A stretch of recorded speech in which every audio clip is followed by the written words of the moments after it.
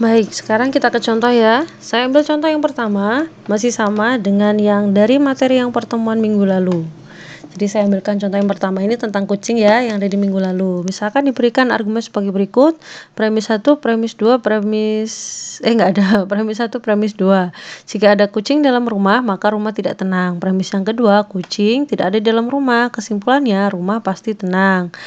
Periksa kevalidan argumen di atas menggunakan teknik inferensi melalui metode pembuktian langsung maupun tak langsung. Berarti perintahnya meminta kita menggunakan teknik inferensi, baik menggunakan metode langsung maupun tak langsung. Anda masih ingat ya, ini yang ada di pertemuan yang ke-7. Di sini sudah saya susun ini ya. Di sini jika ada kucing dalam rumah, maka rumah tidak tenang. Premis 1 dan seterusnya. Berarti kita misalkan di sini kucing ada di dalam rumah adalah P, kemudian rumah tidak tenang adalah Q. Berarti premis yang pertama adalah P maka Q, premis yang kedua kucing tidak ada di dalam rumah berarti dia negasi P, kemudian kesimpulannya rumah pasti tenang negasi Q. Ini kemarin juga ada yang bertanya, "Loh Bu, ini kenapa kok ini negasi Q gitu?" Karena di sini Q-nya adalah rumah tidak tenang. Jadi kalau kesimpulannya rumah pasti tenang, itu kebalikannya negasi Q. Anda juga boleh pakai yang lainnya. Misal, saya misalkan rumahnya tenang, Bu. Boleh, boleh. Nanti di sininya P maka negasi Q. Kemudian kesimpulannya adalah Q.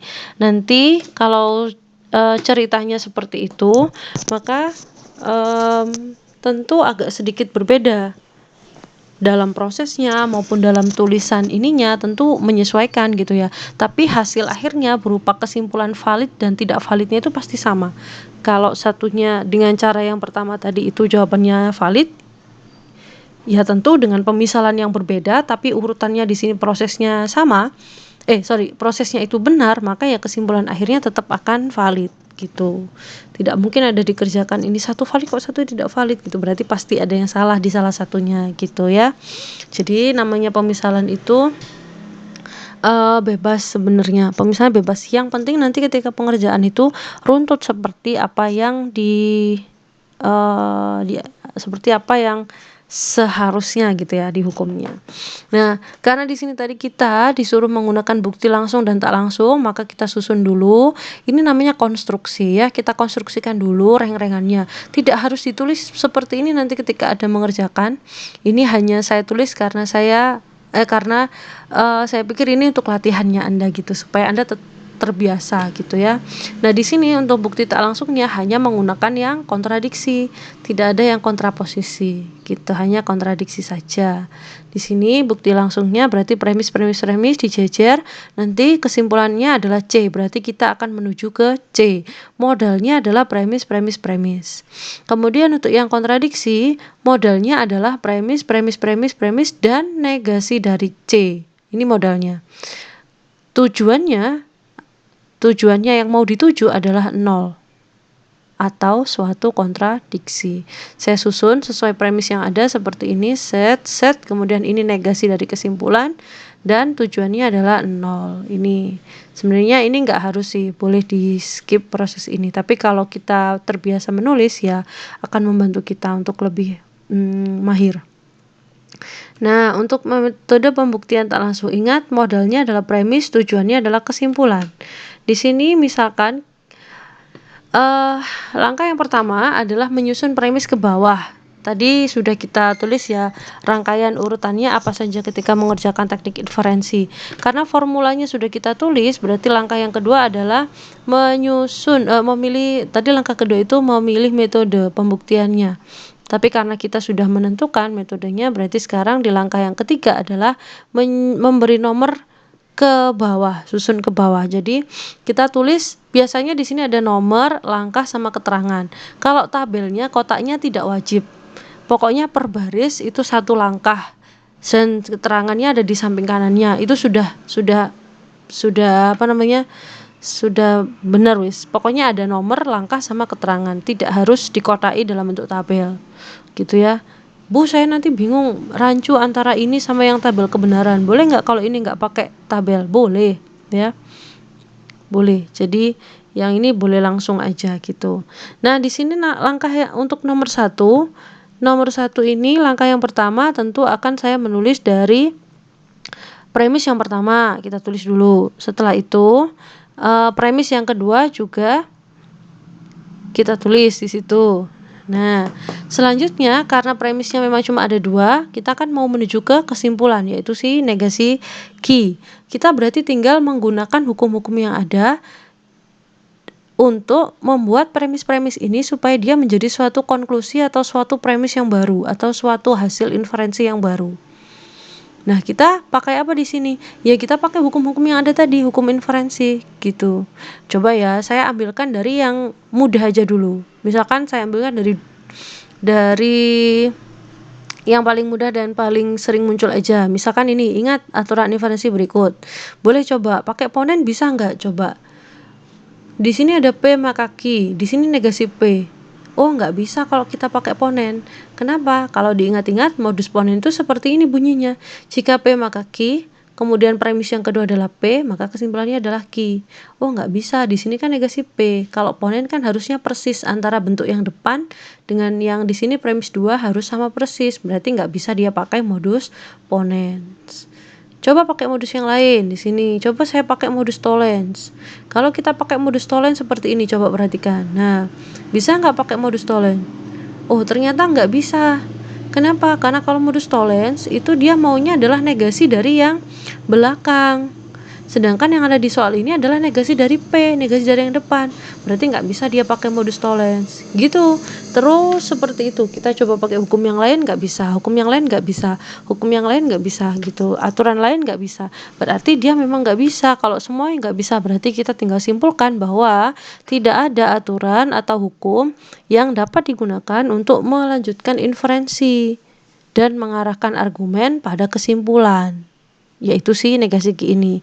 Karena tidak ada, berarti kesimpulannya dia adalah tidak valid gitu. Sama kan seperti dua teknik yang sebelumnya, ketemunya juga sama-sama tidak valid karena memang dicocokin dengan metode hukum inferensi yang manapun dia nggak cocok gitu ya.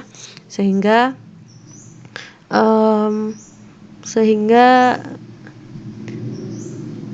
di sini tidak bisa berlanjut gitu, inferensinya macet gitu ya. Coba sekarang kita cek dengan menggunakan bukti tak langsung dengan jenis kontradiksi. Dengan jenis kontradiksi berarti tujuan kita beralih menjadi 0 karena kesimpulannya sekarang berpindah ke kiri menjadi negasi C ya. Nah, berarti sekarang langkahnya sama, kita tulis tabelnya dulu. Nah, kita siapin dulu. Mestinya karena tadi menggunakan pembuktian langsung itu dia terbukti tidak valid, dengan menggunakan metode tak langsung pun tetap harusnya ketemunya juga tidak valid gitu kan. Tidak mungkin soal sama ada yang satu ketemu valid, satu tidak valid, pasti ada yang salah tuh gitu kan. Di sini coba kalau dari urutan kita tulis sama ya, premis 1 dulu, kemudian premis 2. Selanjutnya kita tulis juga negasi dari kesimpulan yang ini tadi. Nah, kita masukkan di sini dulu negasi dari negasi Q. Ini kita sebut keterangannya, kita sebut sebagai negasi dari kesimpulan. Ada juga yang seperti ini menulis sebagai premis baru, dikasih nama premis 3. Kalau saya sih tetap menulisnya negasi dari kesimpulan. Karena kalau kita menambahkan istilah premis yang baru, saya khawatir nanti akan ada rancu atau nanti khawatir ada yang bingung gitu ya. Sehingga saya tetap lebih senang menulisnya adalah negasi dari kesimpulan gitu ya. Negasi dari kesimpulan. Nah, selanjutnya karena ini sudah, berarti sekarang apa yang bisa kita kerjakan dari sini gitu. Kita kan tadi tahu di langkah yang sebelumnya bahwa premis 1 dan premis 2 ini udah nggak bisa diotak-atik lagi gitu kan. Nggak bisa diotak-atik lagi. Selanjutnya ini dari sini, oh ternyata ini ada negasi-negasi, berarti ini bisa disederhanain. Bolehlah masuk ke sini menjadi Q. Nah, keterangannya ditulis ini langkah 3 negasi ganda gitu. Dari langkah 3 kan? Dari langkah yang nomor 3 ini gitu. Itulah pentingnya kita harus memberikan nomor ini. Kalau nggak ada nomor nanti Anda tidak akan bisa menunjuk. Oh, ini dari langkah yang nomor 3 dengan menggunakan hukum negasi ganda gitu. Terus selanjutnya mau ngapain lagi gitu. Mau pakai modus ponen nggak bisa, mau pakai modus tolen nggak bisa juga kan tadi. Terus kita sekarang punya banyak. Kalau ini 3 kan sudah diganti menjadi 4 ini kan, negasi ganda ini kan. Terus antara negasi P dengan Q diapain? Nggak bisa. Pakai premis 1 ini dengan yang nomor 4 nggak bisa pakai modus tolen, karena modus tolen maunya pakai negasi yang Q-nya. Ini nggak ada negasinya, nggak bisa kita pakai tolens. Mau pakai modus ponen juga nggak bisa, karena ininya Q, sedangkan ini yang depannya P, berarti kan nggak bisa, macet. Berarti kita ambil kesimpulan yang sama, bahwa dia tidak valid gitu, kira-kira seperti itu. Nah, semoga bisa dipahami ya. Kita ke contoh yang selanjutnya. Contoh yang kedua adalah dari tugas 7 yang sudah Anda kumpulkan kemarin hari Minggu. Nah, di sini diberikan argumen sebagai berikut. Jika Umar rajin bekerja, maka ia mendapat reputasi kerja yang baik. Jika Umar memiliki reputasi kerja yang baik, maka karirnya akan meningkat dengan cepat. Karir Umar tidak meningkat, berarti dapat disimpulkan bahwa Umar tidak rajin bekerja. Periksalah kevalidan argumen di atas menggunakan teknik inferensi dengan metode langsung maupun tak langsung. Kita cek ya. Ini salah satu yang tugasnya Anda kemarin. Di situ kalau kita lihat ada 4 kalimat utama, di mana 3 kalimat pertama itu menunjukkan suatu premis dan kalimat yang terakhir itu mengarah kepada kesimpulan.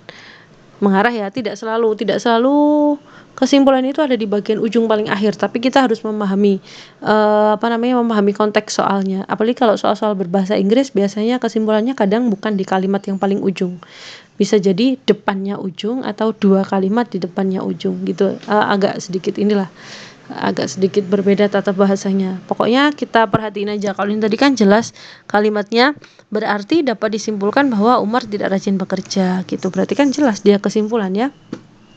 Selanjutnya yang pertama tentu kita ubah ke bentuk simbolik terlebih dahulu. Yang ini juga sudah saya tambahin kan ya di bagian tugas. Saya khawatir ada yang belum terbiasa, jadi saya pandu terlebih dahulu. P-nya Umar rajin bekerja, Q Umar mendapat reputasi kerja yang baik, R-nya karir Umar meningkat gitu. Bentuk simboliknya premis 1 P maka Q, premis 2 Q maka R, premis 3 negasi R, kesimpulannya adalah negasi P. Gabungkan menjadi formula utuh. Sekarang kita cek ya, pakai metode pembuktian tak langsung dulu yang pertama. Kalau ditulis dalam formula utuh seperti ini, premis, maka kesimpulan, gitu kan. Nah, boleh sambil diingat dulu ya, pada aturan inferensi ini Anda bisa melihat bahwa kita punya P maka Q dan Q maka R. Ini adalah hukum silogisme ya yang paling dekat. Nah, ini kan kalau kita lihat polanya mirip sama silogisme kan. Nanti diingat-ingat nih, oh ini nih kayaknya. Jadi mulai Anda melihat formula, Anda sudah mulai harus meraba-raba, oh ini harus pakai aturan inferensi yang apa ya gitu. Terus di sini ada lagi apa yang bisa kita pakai, misalkan hukum yang lainnya, barangkali modus tollens. Nah, yang gini-gini ini kita siapin dulu, makanya biasanya saya minta Anda untuk ngeprint supaya nanti ketika Anda mengerjakan itu sebelah kanan sudah bisa langsung melihat hukum-hukum sama aturan inferensi atau teorem ekivalensi gitu ya. Kita coba cek. Nah, pengecekannya di sini kita tulis dulu semua premis-premis lengkap ya. Premis 1, premis 2, premis 3 tulis dulu. Jangan lupa menuliskan kolom nomor dulu. 1, 2, 3 dulu. Nah, setelah itu kita tata sekarang. Anda boleh menggabungkan premis mana yang menurut Anda menarik terlebih dahulu. Di sini misalkan saya sudah melihat premis 1 dan premis 2. Ini mau saya pakai terlebih dahulu, boleh. Selama ada hukumnya ya. Ini kan bisa Bu pakai silogisme hipotetis. Ya, bisa. Berarti antara premis 1 dan premis 2 sekarang saya kerjakan, saya taruh di langkah yang keempat, yaitu P maka R. Hasil dari langkah 1 dan langkah 2 menggunakan hukum silogisme hipotetikal atau hipotetis ya, hipotetis saja lah ya, nggak apa-apa. Hipotetik juga boleh deh, nanti bisa dipahami yang itu. Ini pakai koma harusnya di sini ya. Nah, jadi hasilnya adalah P maka R. Berarti premis 1 dan 2 sudah kita pakai. Yang belum kan kita pakai premis 3 kan. Sekarang antara premis yang ketiga ini dengan langkah yang keempat, apakah bisa pakai hukum yang ada? Oh, ternyata ada, yaitu hukum ini modus tollens. Modus tollens kan ini kan P maka Q, terus yang ini kan negasi Q. Ini kan sama kan? Negasi R berarti kan negasi yang belakang, terus yang ini kan P maka R. Bisa nih pakai modus tollens. Kesimpulannya adalah negasi depan, berarti kesimpulannya adalah negasi P. Dasarnya dari langkah 3 dan 4 menggunakan modus tollens gitu. Tujuan kita kan mengarah ke negasi P kan, berarti kita sudah sampai kan di tujuan gitu. Selesai. Karena hasil akhir inferensi menunjukkan konklusi yang diminta, maka argumennya disimpulkan adalah valid gitu. Nanti mengeceknya seperti itu. Kalau ada yang tanya, Bu, ini kan yang di atas itu yang negasi R, yang bawah itu P maka R. Padahal kalau di modus tollens itu kan P maka Q-nya yang di atas, terus ini yang negasi Q-nya yang di bawah. Bolehkah Bu dibalik seperti ini? Boleh. Tidak masalah kalau urutan atas bawahnya boleh. Tapi kalau yang konklusi ya nggak bisa naik ke atas ya. Kalau yang premis-premis ini boleh atas bawah ditukar, tidak masalah. Silogisme pun seperti itu. Ini yang di atas, ini yang di bawah, tetap sama, boleh. Boleh ya. Jadi ini loh ya, bukan hurufnya yang ditukar tempat ini. Atas bawah antar premis 1 dan premis 2 ditukar atas bawah boleh. Kenapa kok bisa begitu, Bu? Ingat, dia kan premis itu disambungkan dengan tanda konjungsi. Dalam konjungsi berlaku hukum komutatif, boleh dibolak-balik depan belakang, berarti atas bawah. Kalau dalam ditulis mendatar, depan belakang boleh saling ditukar tempat. Tapi jadi antar premis tuh ya boleh ditukar tempat. Tapi dalam susunan vertikal yang dia boleh ditukar tempat secara vertikal atas bawah gitu ya. Jadi ini tetap berlaku, modus tollens di sini ini tetap berlaku. Langkah 3 dan 4 modus tollens. Jadi jawabannya valid ya. Kita coba pakai cara yang lain, masih tetap pakai pembuktian langsung, tapi pakai cara yang lain. Masih bisa, Bu? Bisa. Karena memang dalam inferensi itu tidak tunggal, makanya kadang satu soal jawabannya bisa berbeda-beda gitu ya. Kita coba yang pakai alternatif yang lainnya. Saya mau menggunakan modus tollens saja, bisa nggak? Bisa. Coba, premis 1, 2, 3 kan masih sama persis sama yang tadi ya. Nah, saya kalau tadi kan cara yang tadi kan saya lebih tertarik menyelesaikan menggunakan premis 1 dan premis 2 terlebih dahulu kan. Nah, kalau ini di sini misalkan saya lebih tertarik ke premis 2 dan 3 terlebih dahulu. Karena ada modusnya, ini namanya modus tollens. Saya otak-atik dulu, boleh nggak, Bu? Nggak dari premis 1? Boleh. Jadi nggak harus mulai dari premis yang pertama. Saya mulai dari premis yang kedua dan ketiga dulu. Jadi Q maka R dan negasi R, maka berdasarkan langkah 2 dan 3 saya punya modus tollens. Kesimpulannya adalah negasi Q. Gitu ya, negasi Q. Dilihat polanya sama ya. Negasi Q. Ingat, yang harus dipahami adalah polanya, bukan hurufnya ini. Polanya. Ini kan depan Q maka R, kemudian negasi belakang, kesimpulannya adalah negasi depan. Selanjutnya, yang belum dikerjakan kan premis 1. Sekarang yang nganggur adalah langkah yang keempat. Berarti antara premis 1 dengan premis yang dengan langkah yang keempat, kebetulan dia juga bisa menggunakan modus tollens. Kesimpulannya adalah negasi P. Nah, jadi di sini kita pakai modusnya tollens saja, tapi 2 kali. Kalau tadi kan silogisme kemudian tollens, yang ini kita pakai tollens 2 kali gitu. Bolehkah, Bu, dipakai 2 kali? Boleh. Kalau modusnya, kalau aturannya mah boleh pakai beberapa kali selagi memang bisa dan selagi memang memenuhi gitu ya. Selagi memang memenuhi gitu. Kesimpulannya dia valid. Gitu kira-kira ya. Bisa ya? Oke. Yang selanjutnya ini kalau menggunakan kontradiksi, mestinya sudah mulai hafal ya. Ini negasi dari kesimpulan, tujuannya adalah menuju 0. Saya pasang aturan inferensi berikut. Nih, misalkan silogisme dan modus tollens. Besok kalau pengerjaan itu yang bagian kanan ini nggak harus ditulis ya. Yang ini nggak harus ditulis. Ini saya pasang hanya untuk membantu Anda gitu. Untuk membantu Anda ya. Nggak harus ditulis, masa mau ditulis semuanya? Ini hanya karena membantu Anda. Nggak mungkin hukumnya Anda tulis semuanya kan. Yang perlu ditulis yang kotak ini ya. Yang ini nggak harus ditulis. Yang ini yang lebih penting untuk ditulis ya. Ini. Oke. Kalau menggunakan pembuktian tak langsung jenis kontradiksi, maka yang pertama sama ini seperti ini. Nah, kita mulai premis 1, premis 2, premis 3. Terus ini kan negasi dari kesimpulan kan. Ada juga yang menulis sebagai premis yang keempat, premis yang baru. Boleh nggak Bu seperti itu? Boleh. Tadi sudah saya bilang di atas ya. Boleh juga dikasih nama negasi dari kesimpulan. Itu juga boleh. Gitu. Terus kemudian apa yang bisa kita kerjakan gitu. Oh, saya mau merapikan ini dulu. Ini ada negasi ganda soalnya. Boleh nggak dirapikan, Bu? Boleh. Jadi ini berdasarkan angka 4 negasi ganda. Selanjutnya yang belum terpakai 1, 2, 3. Apa yang mau dikerjain dulu? Oh, ini 1 sama 2 silogisme hipotetis. Ya udah masuk. Selanjutnya premis yang ketiga belum dipakai. Berarti premis ketiga dengan langkah yang keenam ini bisa menggunakan modus tollens. Ketemunya adalah negasi P. Terus tadi ini kan yang langkah yang kelima ini juga belum dipakai kan? Dan kita kan memang tujuannya, nah ini yang sering terkecoh di sini. Ini kan ketemunya negasi P ya. Oh, ini sudah sampai nih tujuan, kan kesimpulannya negasi P.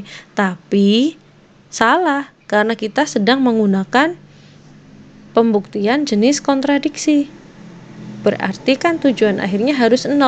Ketika kita sudah punya negasi P di sini, bagaimana caranya membuat kontradiksi? Ya, kita harus pertemukan dengan P ini. Oh, ini saya kurang satu langkah ini. Nah, ini kurang satu langkah nih, tapi bolehlah kalau langsung seperti ini. Langkah 5 dan 7 kan kontradiksi. Di sini ada P, di sini ada negasi P.